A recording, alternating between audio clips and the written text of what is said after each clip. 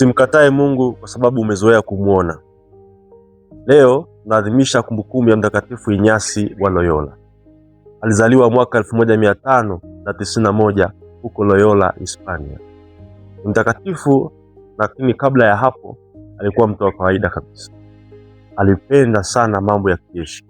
Alijiunga jeshini na alitamani cheo kikubwa jeshini. Na kwa kweli alikipata. Ndugu zangu, alitamani heshima, alitamani madaraka, alitamani kuwa na kazi nzuri, alitamani kuwa na maisha mazuri kama kijana yeyote anavyoweza kutamani.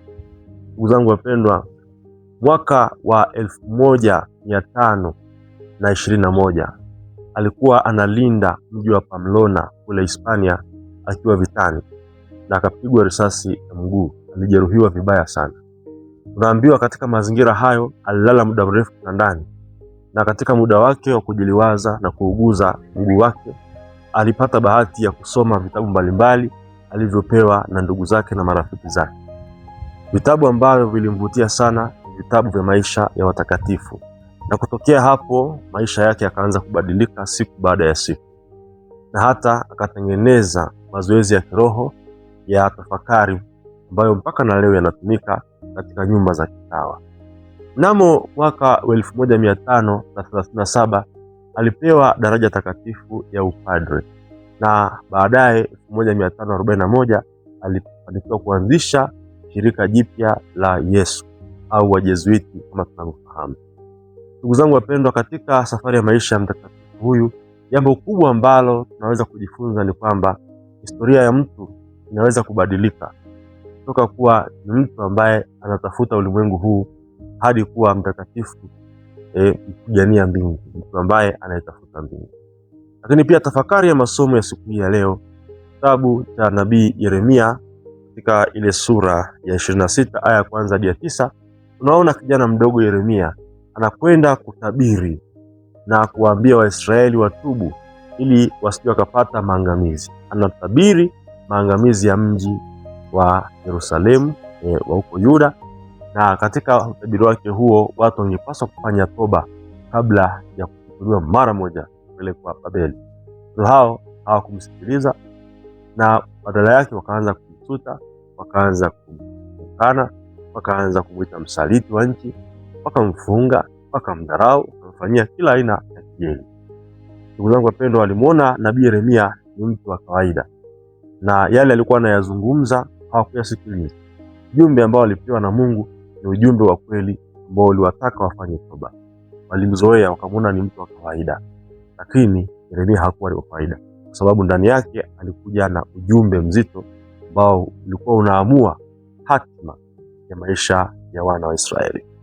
Katika Injili tunaona pia hiyo Injili ya Mathayo sura ya 13 aya ya 54 hadi ile aya ya 58, Bwana Yesu anakwenda kuhubiri nyumbani kwake Nazareti, na watu wa nyumbani kwake hawampokei, wanakataa miujiza, wanahoji miujiza ambayo Yesu anaifanya, na wanasema huyu si tunamfahamu, ni mwana wa seremala, ndugu zake tunawafahamu, ni hawa na hawa na hawa, lakini pia mtu wa kawaida tunamjua. Kwa hiyo walimkataa, na Yesu tunaambiwa Injili inahitimisha kwamba Yesu hakufanya miujiza mingi kule kutokana na wao kukosa ile imani. Wangu wapendwa, sasa maandiko matakatifu siku ya leo katika kumbukumbu ya Mtakatifu Inyasi wa Loyola yanatufundisha nini?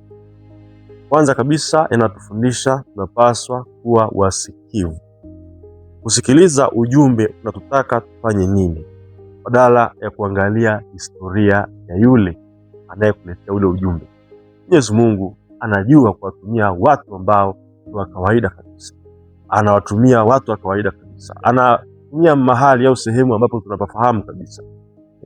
Watu tunajua wametoka katika mazingira fulani, na hata wakati mwingine tunajua madhaifu yao. Lakini anapotumwa kwa ajili ya kukuletea ujumbe, wa kukuletea wokovu, tunapaswa kuamini ule ujumbe na kuuchukua na kufanyia kazi ili uweze kupata zile baraka ambazo Mungu ameziahidi. Lakini pia wazo la pili ambao tunalipata katika tafakari hii ya maandiko matakatifu ni kwamba Mwenyezi Mungu hataki tubaki pale pale tulipo. Anataka tupige hatua kutoka katika maisha ya kale ya dhambi, kutoka katika maisha ambayo tumeyazoea, ambayo pengine hayampendezi Mwenyezi Mungu, hadi kufikia maisha mazuri ambayo yanatupasa sisi kama watoto wa Mungu na kwa namna pekee kama watu. Mungu anataka tufanye toba kila wakati. Ujumbe wa Bwana wetu Yesu Kristo na hata sababu ya yeye kufanya miujiza ni watu wafanye toba wapate kuokolewa. Hata Yeremia aliwaambia watu wafanye toba, wabadilike ili wapate baraka za Mungu na mkono wa Mungu usiwaanguke. Hasira ya Mungu isije ikawa wake. Ndugu zangu wapendwa, wazo la pili ambalo tunalipata ndilo hilo. Kila siku ya maisha yetu, neno la Mwenyezi Mungu tunapolisikia linatualika kufanya jambo moja tu, kutubu na kubadilika. Napaswa kumwomba sana Mtakatifu Inyasi wa Loyola siku ya leo, kama yeye alivyofuata mfano mzuri wa watakatifu wa kubadili maisha yake, waacha kuwa ni mtu anayetafuta heshima na umaarufu na hadi kuwa padri kumtumikia Mungu. Nasi tunapaswa kufanya hivyo hivyo katika kila hatua ya maisha yetu. Na wazo la mwisho kabisa, ndugu zangu wapendwa, katika siku hii ya leo, tunaona maisha ya mtakatifu huyu Inyasi wa Loyola natufundisha kwamba wakati mwingine tunapaswa kupokea maonyo kwa upendo. Yako maonyo mbalimbali ambayo yanakuja kuna kule. Kwanza wale ambao wanaonya, waonye kwa lugha ya upendo. Yesu mara nyingi amefanya hivi, na Yeremia alifanya hivyo. Hata na mtakatifu huyu alifundisha hivyo, waonya watu wabadilike kutoka katika maisha yao pengine ya kale kuja katika maisha mapya, lakini lugha anayopaswa kuitumia ni lugha ya upendo.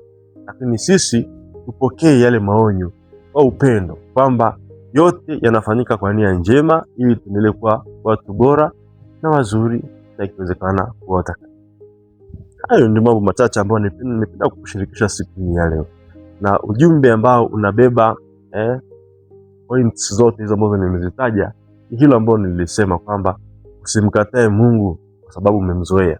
Mungu anakuja kwako kama mtu wa kawaida ambaye unamjua, unajua historia yake, unajua madhaifu yake, bali ule ujumbe, pokea ule ujumbe, sikilize ule ujumbe. Usiangalie sana yale makandokano, lakini la muhimu ule ujumbe ambao unaopata basi uzingatie, huo ni wa muhimu pia. Ni wa muhimu pia. Au mwingine unaweza kumsaidia, lakini la muhimu zaidi pokea ule ujumbe. Usije ukawa kama wale watu waliokosa kufanywa muujiza, watu wa Nazareti, kutokana na kwamba walianza kuuliza juu ya historia ya Yesu, baba yake ni nani, ndugu zake ni kina nani, ili kumpa Yesu credibility ya kufanya ile muujiza. Angalia kazi ya Mungu imetendeka badala ya kuangalia yale makando kando yake. Na jambo la pili hilo ambalo tumejifunza kwamba tunapaswa kuhakikisha kwamba kila siku ya maisha yetu tunapiga hatua, usibaki pale pale. Na hilo la mwisho ambalo nilizungumza hapa mwishoni kabisa ni hilo la muhimu kabisa, kwamba kila siku ya maisha yetu tutoe maonyo kwa upendo, lakini pia tuyapokee kwa upendo maonyo ili tusaidie tuweze kuwa watu bora na watakatifu. Tafadhali usiache kusubscribe, kulike na kushare katika Habari Njema channel ili uendelee kupata habari mpya ambazo zitakujia za simulizi za watakatifu, lakini pia tafakari ya neno la Mwenyezi Mungu na mengine yanayofanana na hayo. Na kwa namna pekee nipende kukuambia kwamba wakati huu bado tunaendelea kuboresha huduma zetu. Naomba endelea kuacha comments zako hapo chini, namna ambavyo unanufaika na huduma zetu ambazo tunazitoa za uinjilishaji. Tunalohitaji moja, kupata kamera ya shilingi milioni 4,700,000. Tafadhali naomba kama wewe ni mmoja kati ya wale ambao unabarikiwa na injili inavyokufikia kwa kutumia simu yako au pengine kompyuta yako, utazame hapo chini kuna mawasiliano ambayo tumeyaweka na namna unavyoweza kufikisha mchango wako ili kusaidia kazi hii ya uinjilishaji. Na kushukuru kwa utayari wako, na pale utakapotoa, Mungu aendelee kukubariki kwa jina la Baba na la Mwana na la Roho Mtakatifu. Amina. Nikutakia wakati mwema. Habari njema kwa wote. Ndugu zangu, karibuni endelee kulitambua na kutafakari neno.